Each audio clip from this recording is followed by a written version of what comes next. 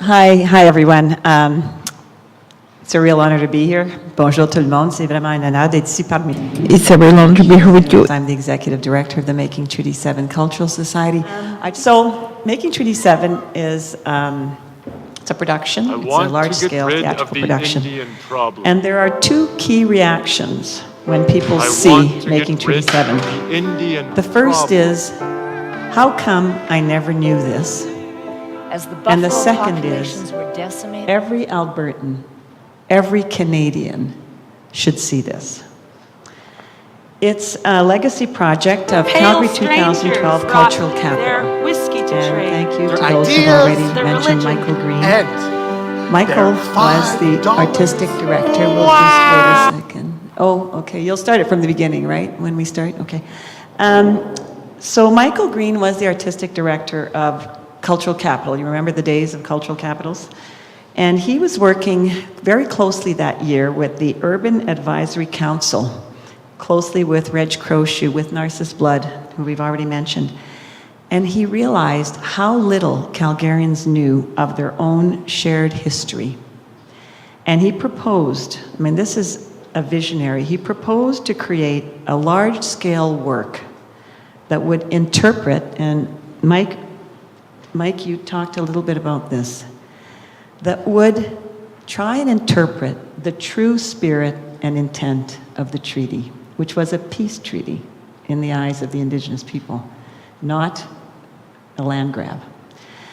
And of Treaty Number 7, and the numbered treaty started in Winnipeg, the Selkirk Treaty, and Treaty 7 covers the landmass of southern Alberta, and it was signed 140 years ago at Blackfoot Crossing, between the Blackfoot, the Stoney Nakoda, and the Tsuut'ina people. Now, that was very ambitious, and you know, a lot of people said, whoa, that's not going to be easy for the pointy-nosed white guy with the funny hat. It was 3 years in the making, this Making Treaty 7. It premiered in 2014 at Heritage Park. We know that Michael and Narcissus died in a tragic car crash in 2015. So in many ways, ours is a story of resilience. Not just the resilience of First Nations people, but the resilience of a community, a whole community that had to step into some very large shoes. And we presented it again in 2015, about 6 months after they passed. And again last year, and we've created a whole education program around it. And hopefully once you see the trailer, you'll want to see the show. So I'm going to tell you right now that it's going to be on in Winnipeg, thanks to the Royal Manitoba Theatre Centre. Derek Nepanak, Grand Chief of the Assembly of First Nations, came, he saw the show, and he said, we must do this in Winnipeg. Stephen Shipper came out, saw the show, and said, we'll just give you our theatre if you want to. Please come to Winnipeg. So June 15th in Winnipeg, and then thanks to the National Arts Council and the then Magnetic North, we're going to be in Ottawa for Canada Scene on the 20th of June. So let's just have a quick look at the trailer, and then we can just talk briefly about, this is about wise practices and what we can all learn from Michael Green. I want to get rid of the Indian problem. I want to get rid of the Indian problem.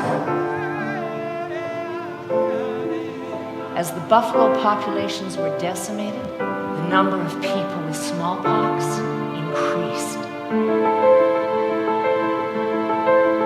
The pale strangers brought their whiskey to trade, their ideas, their religion, and their $5. Wow! What a beautiful land. God's country. Our God. Well, you want me to dance for you all? Dance for you.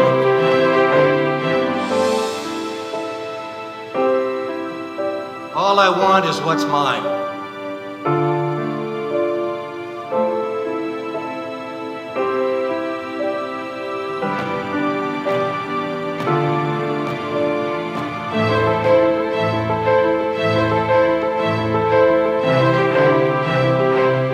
They said, bada bing, bada boom.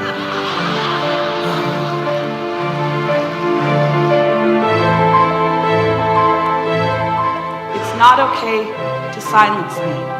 To be or not to be. Friends. After all, we are all treated people.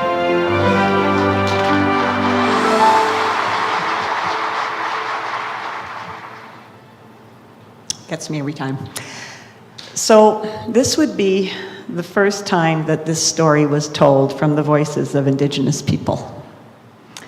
And Michael understood that he had to engage not only with the artists to do this, he would have to engage with the community, with the chiefs, and most importantly, with the elders whose ancestors had been there, the elders who knew the stories.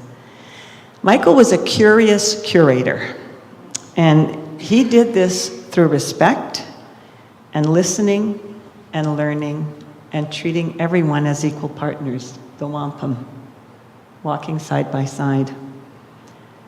What I observed and learned from Michael is how, and what I have tried to do, is how he threw himself into the culture. He spent time in ceremonies, smudges, Sundance.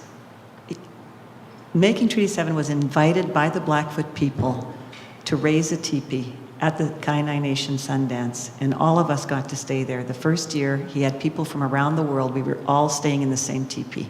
It was the most remarkable experience. He did big smokes and powwows and sweats.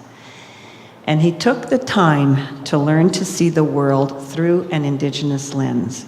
He really tried to embrace the Indigenous ways of knowing, of understanding, and of interbeing. He took the time to build trust, and one of the many tragedies, of course, of colonization was that it left a huge bankruptcy of trust. We talked about the calls to action, the reconciliation. We like to say that we take the calls to action off the page and onto the stage. And as I shared yesterday in the in-camera session, there's so much talk about indigenization and decolonialization. We've never had a more auspicious moment than right now or window in our history. And if we're all going to take this seriously, it's an approach that we all have to take collectively. And it's not an Indian problem, it's a Canadian problem. And the cost of doing nothing is huge. I've learned that you really have to fall in love with this challenge and move from doing, and Michael knew this, move from doing something for or something to doing something with and something from. We were talking the other day about reconciliation, and yeah, it's hard and it's dark, and I've made my share of mistakes. But if you do have the opportunity to do this in a real way, jump in, because it's the most rewarding work that I've ever done. And I'm so grateful for the elders and my colleagues who've embraced me, who've blessed me, who I've had the opportunity to sweat with. You talked about, Robert this morning talked about, we have to go home with a to-do. And if you can, find some way to open a window in the wall that separates us, and just begin as we collectively begin to try to craft a common narrative. And what better way than to do it through art? Thank you.